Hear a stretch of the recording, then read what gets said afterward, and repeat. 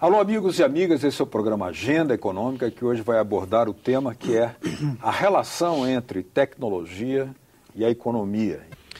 Mesmo com as contribuições dadas pelo Brasil no avanço tecnológico mundial, com o avião de Santos Dumont, o etanol e as prospecções petrolíferas em águas profundas, o país ainda registra significativo atraso em seu desenvolvimento em tecnologia.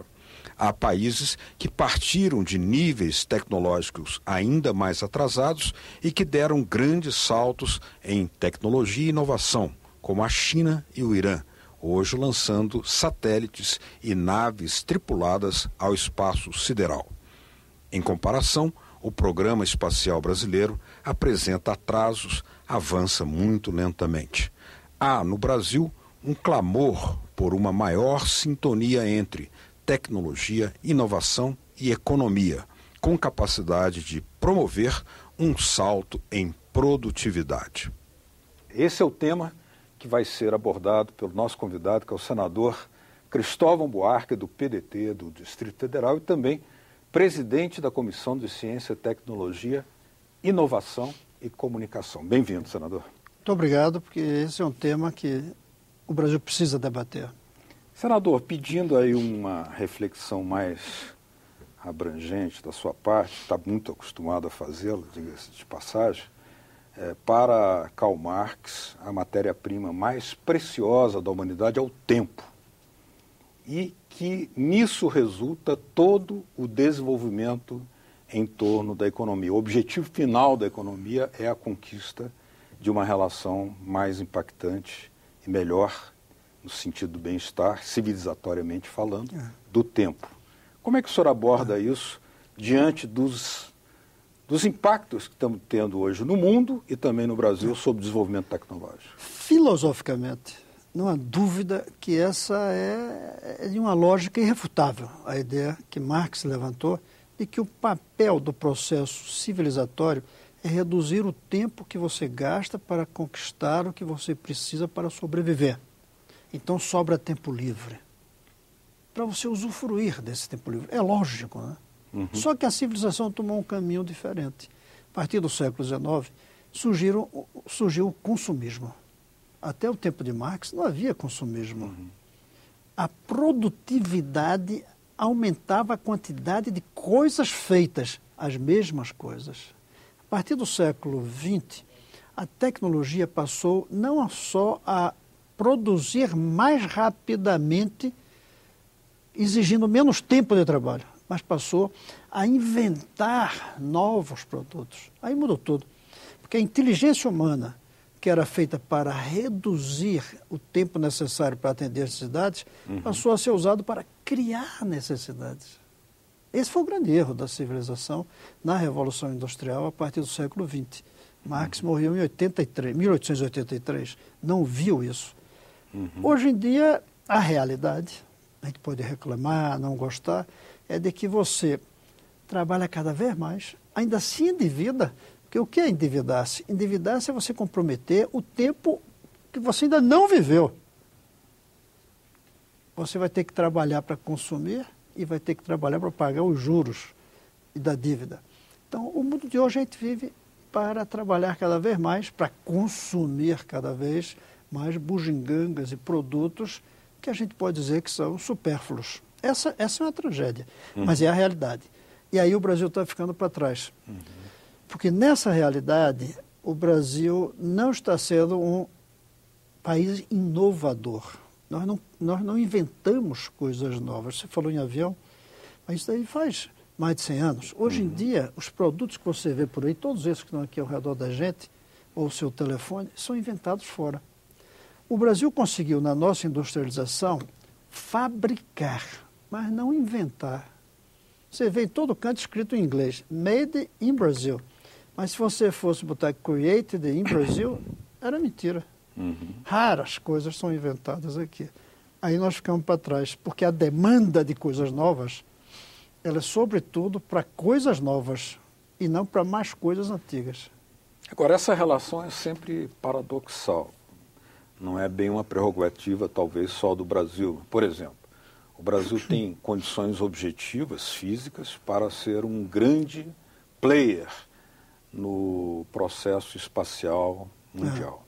No entanto, o nosso programa espacial anda, segundo especialistas, meio parado. O Irã, há 40 anos, não tinha um programa espacial. Hoje lança naves tripuladas ao espaço. O Brasil continua, embora o nosso programa espacial seja mais anterior. A Índia... O que gera esse descompasso? A Índia também não tinha quase nada há algum tempo atrás. Hoje, eles mandaram, não tripulado, mas eles têm. A imprensa ocidental não fala nisso, Não fala. mas a Índia tem uma nave rodando na Lua. É verdade. E não falam. E estão se preparando para mandar tripulação. Os chineses vão mandar homens à Lua, se eu não me engano, 5, 6, 10 anos.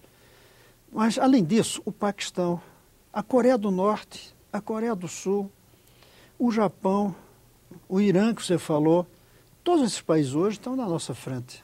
Por quê? Por falta de investimentos continuados no setor.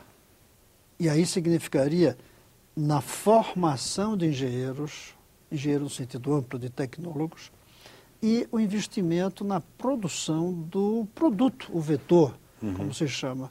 A gente não fez. Começou, parou, cada governo muda.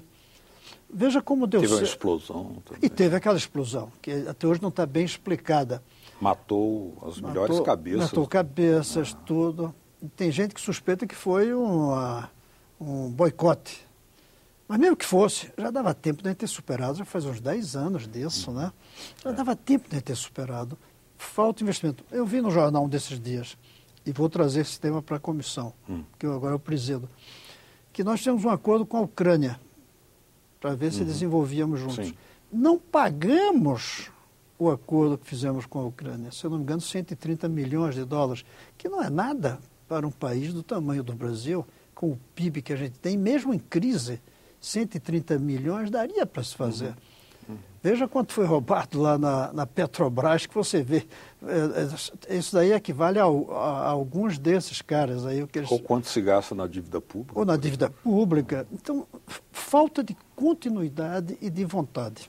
É claro que para isso realmente dar certo, seria melhor que tivesse uma boa educação de base, um bom ensino médio, que tivesse universidades de qualidade. Mas se não fizesse assim, com o tamanho do Brasil, dá para você investir em escolas específicas, como a gente fez com o ITA. Aliás, não precisava nem novo, bastava investir no ITA. O ITA que inventou os aviões que a Embraer produz, o ITA poderia estar inventando essas naves espaciais se houvesse uma política sistemática. Não temos. O ITA, eu sou aqui, me considero o senador que representa o ITA sempre. O ITA, se a gente não tomar cuidado, vai ter problema muito sério, porque estão se aposentando os professores e não tem dinheiro para contratar novos. Além disso, o salário de um professor do ITA é muito baixo. São gêniozinhos que vão para ali. Hoje, sabe para onde eles estão indo, os formados no ITA? Para o mercado de capital, para ganhar dinheiro especulando no mercado de ações. É um desperdício. Né? Desperdício completo do ponto de vista nacional. Cérebros. Bom para eles, enriquecem, mas do ponto de vista do país é um uso equivocado do cérebro. A gente não só não produz muita inteligência, como a gente usa mal a inteligência que a gente tem. Agora, nessa questão da tecnologia aplicada, a gente vê em muitos lugares que o Brasil tem um ritmo de modernização, especialmente na área do consumo, por exemplo, na área bancária. O código de barras nos supermercados economiza tempo, é verdade. Mas o sistema de votação, a urna eletrônica. Por exemplo, nós temos carros muito velozes, né? Mas a velocidade média nas grandes cidades é cada vez menor que uma carruagem, às vezes. Esse descompasso, como é que se explica? Aí, quando você falou em algumas tecnologias, eu ia falando essa, mas foi bom guardar. A gente tem que trabalhar também a ideia de tecnologias sociais. Sociais. Você falou no etanol. É uma tecnologia vinculada à ecologia. A Bolsa Escola, a Bolsa Família é uma tecnologia. Você ter condições de garantir que aquele dinheiro chega todo mês para 50 milhões de pessoas ou 12 milhões de famílias. É uma tecnologia. Então, a gente muda tempo e destino, né? Muda tempo e destino, das é verdade. Crianças pobres. Então você vê, nós temos algumas tecnologias. O problema é que isso não está generalizado. E daqui para frente, sem isso, o país não vai para frente. Veja bem, quando o Brasil começou, para a economia funcionar, bastava terra.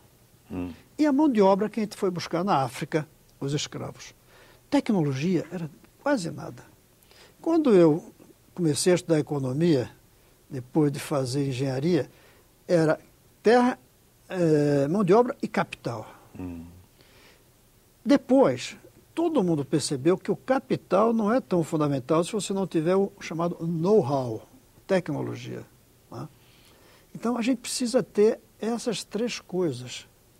E hoje precisa ter algo diferente da tecnologia, que é a inovação. Porque a tecnologia é como você produz. A inovação é o que você produz. Uma coisa é como você faz um celular, a outra coisa é você inventar o celular. Nós estamos muito fracos nesses dois aqui, muito fracos. Aí ficamos para trás. Porque, vamos ver, o agronegócio. O agronegócio é muito bom, mas a demanda é limitada. Quando todo chinês estiver comendo direitinho, não vai ter mais como aumentar o consumo de soja. Fica ali parado. Então a gente vai todo ano mandar, mas aquela mesma quantidade. Já quando você inventa um computador, cada 6 meses o cara quer comprar outro.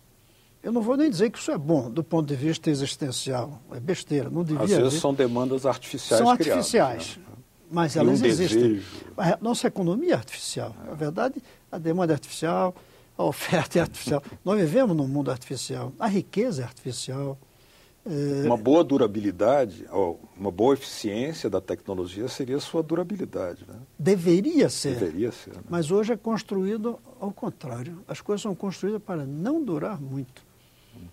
E tudo. Obsolescência programada e rápida. Existe isso. Existe, claro. Todo mundo diz que lâmpada elétrica você podia fazer e durar a vida inteira.